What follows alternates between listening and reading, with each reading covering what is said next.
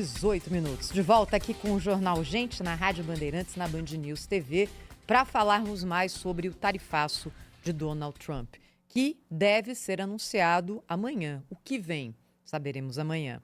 Mas é claro que há uma turbulência, uma tensão hoje nos mercados financeiros de todo o mundo, porque se vier alguma coisa grande, isso tem o potencial de causar, de fato, impacto no comércio de todo mundo e nas economias de países gigantes. É por isso que a gente convidou para falar conosco aqui ao vivo o estrategista de ações da XP Investimentos, Rafael Figueiredo, que, claro, como todo mundo que trabalha no setor, está olhando com lupa para esse assunto. Rafi, bom dia, seja muito bem-vindo aqui mais uma vez ao Jornal Gente. Oi, Thaís, Cláudio, Pedro Campos, prazer estar de volta falando com vocês aqui. Bom dia. Bom dia. Quais são as possibilidades aventadas hoje pelos operadores de mercado sobre o que vai vir amanhã de Donald Trump? Existe uma média de expectativa, Rafi? Olha, existe e essa média, digamos assim, ela está bem displicente, né? Os investidores estão tratando com alguma displicência. E eu digo por quê, né? A gente tem visto já desde quando Donald Trump assumiu o seu mandato, né, ele vem fazendo as ameaças e ele fica meio que quando ele fala de tarifas, no estilo morde-a-sopra, né? Ele ameaça, ele tenta usar as tarifas como forma de negociação. Foi o que aconteceu com o México nas fronteiras, com o Canadá. E amanhã, provavelmente, ele vem com um plano de tarifas de forma global, num aspecto um pouquinho mais amplo, mas muito provavelmente essa Agora sim. média, essa expectativa é com o mercado entendendo que vai haver mais rodadas de negociação ao longo do caminho até que a gente encontre aí um denominador comum, né? Eu acho que esse momento de tarifas que está gerando incerteza é justamente esse fator dele de não entender qual é a conclusão desse cenário, né? E sim apenas a manutenção dessas negociações. Rafi, muito bom dia, bem-vindo aqui mais uma vez. Eu queria cumprimentá-lo pelo upgrade na sua carreira. Eu queria depois que você falar sobre isso e estar feliz com essa mudança para a XP, que é um dos bancos de investimento mais importantes do planeta, inclusive, mas sobretudo aqui na nossa região. Eu queria saber o seguinte: nessa coisa de tarifa tem muito jogo de cena, né, de parte a parte, né? Por exemplo, o presidente Lula estava no Japão ou no Vietnã, estava por aí afora, quando surgiu a história dos 25% de tarifas sobre os veículos importados pelos Estados Unidos. Ele reagiu, fez caras e bocas, ficou indignado, disse que o Brasil ia reagir, ia também impor tarifas, é o princípio da reciprocidade e tal, quando o Brasil já cobra 35% para importar veículos. Né? Quer dizer, é tudo uma grande embromação, uma grande enrolação. E eu queria saber exatamente isso, assim, porque a impressão que dá, né, se você tentar manter um certo distanciamento, é que o presidente americano está defendendo os interesses dos Estados Unidos, tanto quanto cabe a cada presidente, cada chefe de governo, defender os interesses econômicos dos seus países. Até que ponto isso, de fato, vai afetar negativamente, eu digo, esse princípio da reciprocidade, né? Eu cobro de você tanto quanto você cobra de mim, em termos de tarifa, até que ponto isso de fato vai afetar negativamente os mercados e o comércio internacional de maneira geral? Então, Cláudio, essa é uma excelente pergunta e esse questionamento, os investidores, o mercado, a indústria, né, os agentes de mercado têm feito de forma constante. Eu vou dar um passo atrás para responder a sua pergunta, né, que é muito na linha do seu comentário, né.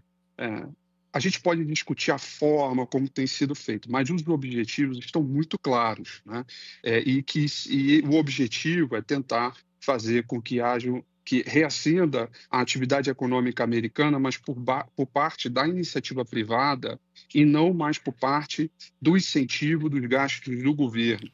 Esse incentivo, para mim, ele está muito claro.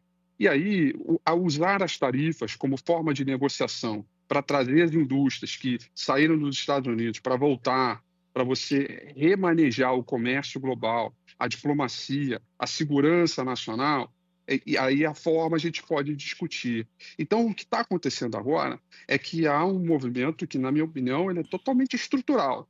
As definições sobre acordos comerciais bilaterais dos blocos econômicos e a utilização de tarifas para essas negociações, elas estão começando a entrar em prática. Como isso é algo completamente diferente de 30, 40 anos, o mercado e os investidores, os agentes do mercado, estão se ajustando a essa nova realidade. Então, respondendo a sua pergunta, eu acho que tem ainda um mar de incerteza vindo pela frente e, portanto, olhando para frente, nessa incerteza, o que a gente já entende no curto prazo é a inflação.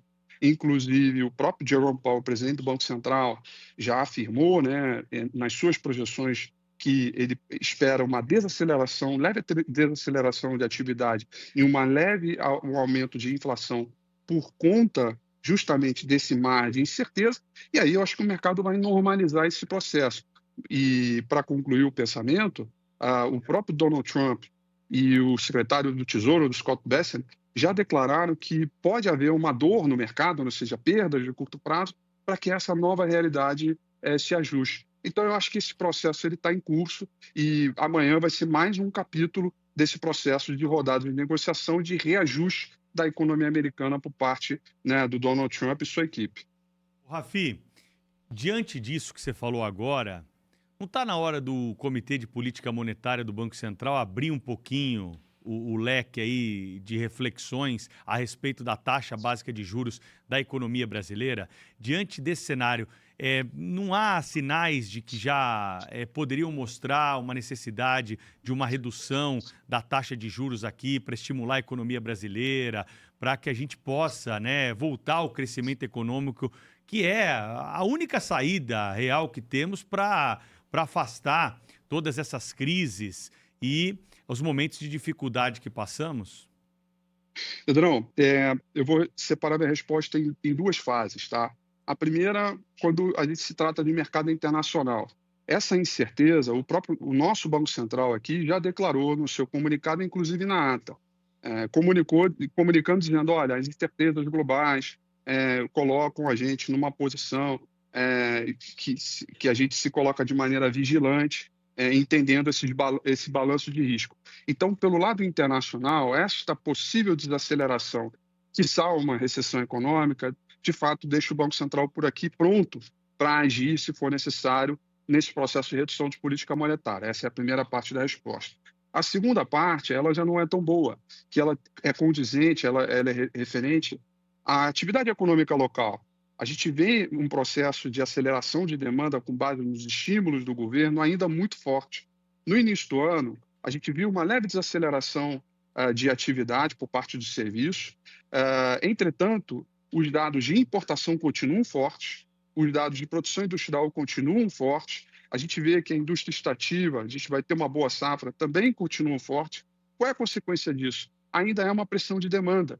Então, a gente vê do nosso lado aqui, na nossa equipe econômica, pelo Caio Megani, nosso economista-chefe, que ainda há forças da nossa economia que fazem com que o Banco Central precise ser mais restritivo e puxe o freio de mão da economia para fazer a nossa inflação convergir para a meta. Do contrário, a gente vai continuar praticamente normalizando esse processo de uma meta que hoje é de 3% e a gente vai ficar navegando em cima da banda superior da meta por mais tempo. Então, a gente está no meio desse cabo de guerra entre um Banco Central vigilante, querendo puxar o freio de mão da economia, e uma política fiscal atuante, expansionista, de forma a incentivar a economia e que provoque inflação. A boa notícia disso é que eu consigo dizer com uma dose de confiança que nós já estamos próximo do fim do ciclo de alta da taxa de juros Selic. A gente pode discutir se ela vai acabar em 15,25, 15,5, mas a gente está próximo do fim. Inclusive, a própria curva de juros já começou a sinalizar isso. Mas ainda há um trabalho final, marginal a ser feito, e é dito que o Banco Central se colocou vigilante para atuar e combinar também com o mercado internacional, que pode acelerar mais forte do que a gente imagina. Rafael Figueiredo, que é estrategista de ações da XP Investimentos, está ao vivo conosco aqui na Rádio Bandeirantes, na Band News TV. Rafi, a gente sabe que momentos de turbulência às vezes abrem oportunidades também, não é? Em relação ao posicionamento do Brasil, ativos de empresas, essa turbulência no mercado internacional, ou pelo menos essa tensão que é criada dia sim, dia também por Donald Trump, abre uma janela de oportunidade para algum setor aqui da nossa economia, na sua opinião? Sim, sem dúvida, Thaís. Quando a gente começou a ver uma desvalorização do dólar no mundo, né, esse fluxo ele começou a correr para os mercados emergentes, né, e aí o Brasil recebeu parte desse fluxo. Nesse primeiro trimestre, a gente fez uma conta aqui na XP, houve uma entrada líquida para os mercados emergentes de 5,38 bilhões de dólares, né, e parte desse movimento, cerca de 4,2%, 4,25%, foi para o mercado brasileiro, que é o que o mercado representa, o mercado brasileiro representa sobre as economias emergentes. Então, dentro dessa cesta, desse basket, o fluxo de mercado emergente entrou. A gente tem uma entrada líquida no mercado brasileiro de 12 bilhões de reais até agora, no finalzinho desse primeiro trimestre. E os principais setores que o investidor estrangeiro tem olhado são blue chips, ligados ao setor, à indústria financeira, bancos, utilidade pública, ou seja, empresas de altíssima qualidade, boa previsibilidade, baixo risco e pouca ou nenhuma alavancagem, ou seja, que não tem dívida, justamente porque elas podem sofrer com esse serviço da dívida por conta das taxas de juros altas.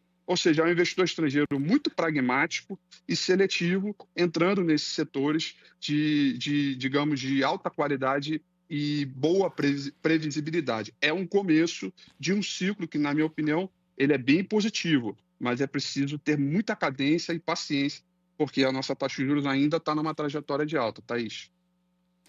Rafi, bom, você como estrategista da XP Investimentos, você não vai escapar aqui de umas dicas para os nossos investidores que são também nossos assinantes, né? No Brasil cresce muito a cada dia, impressionante, né? O número de investidores, pessoas físicas da Bolsa de Valores, pessoas modestas, né? Um terço dos investidores investem R$50 por mês, né? Até 2/3, até R$100. Quer dizer, a imensa maioria de investidores são trabalhadores, né? São pequenos empresários, empreendedores. E aí, por isso, eu quero aproveitar a qualidade da sua presença aqui entre nós hoje. Vem cá, para essas pessoas, esses que estão entrando no mercado agora, esses que estão se interessando por investimentos, essas pessoas deveriam prestar atenção mais em quê? Aqui no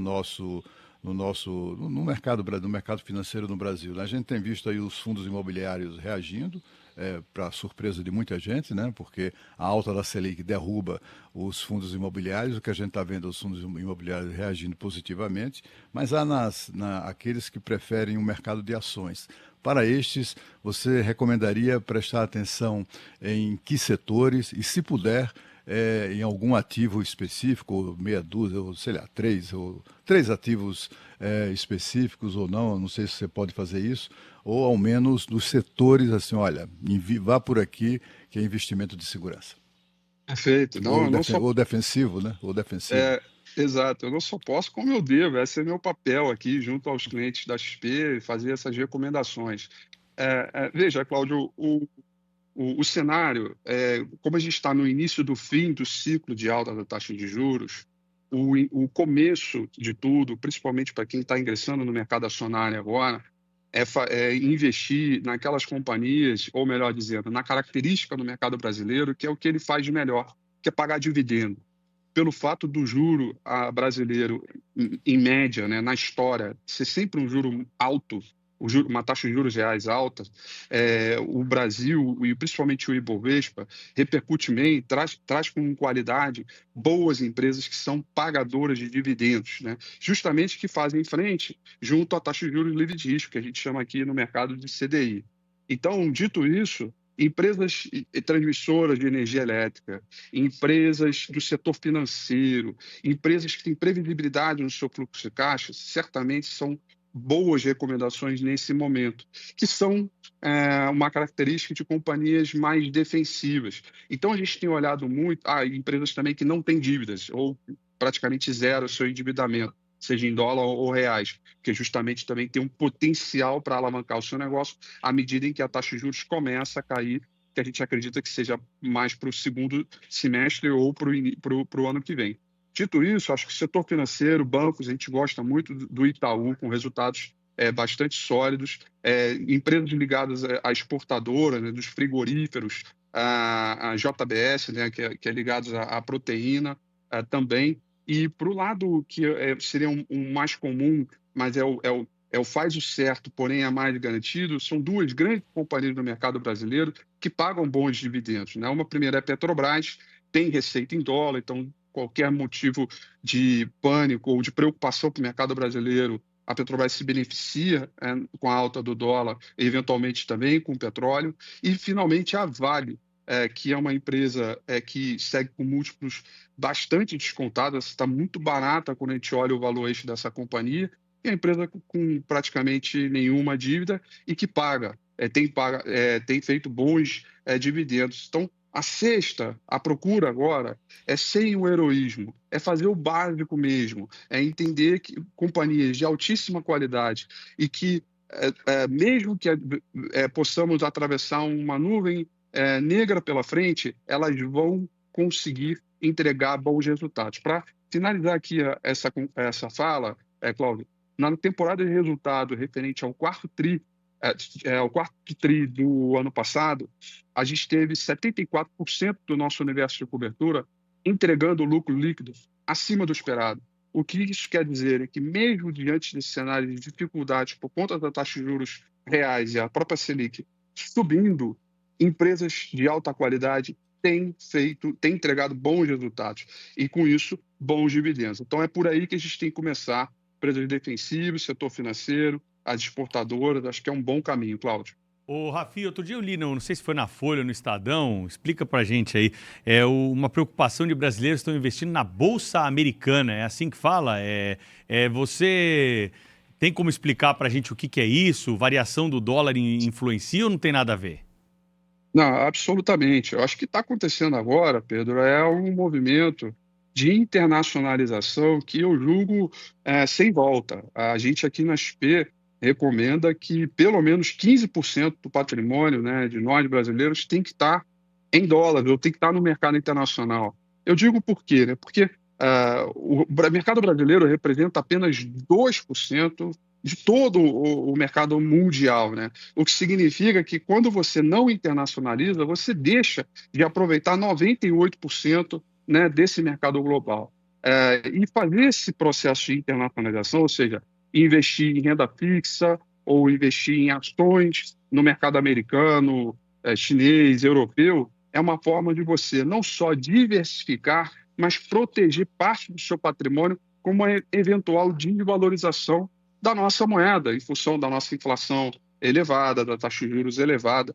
Então, esse equilíbrio ele se torna fundamental. O que tem acontecido é que a Bolsa Americana, nesse primeiro trimestre, caiu bastante, né? Aliás, foi o pior primeiro trimestre desde 2022. Né? E por quê? Por conta dessas incertezas das políticas econômicas do Trump, e parte desse fluxo que está saindo do mercado americano está indo para outros mercados, como, por exemplo, Europa, como, por exemplo, China, Hong Kong.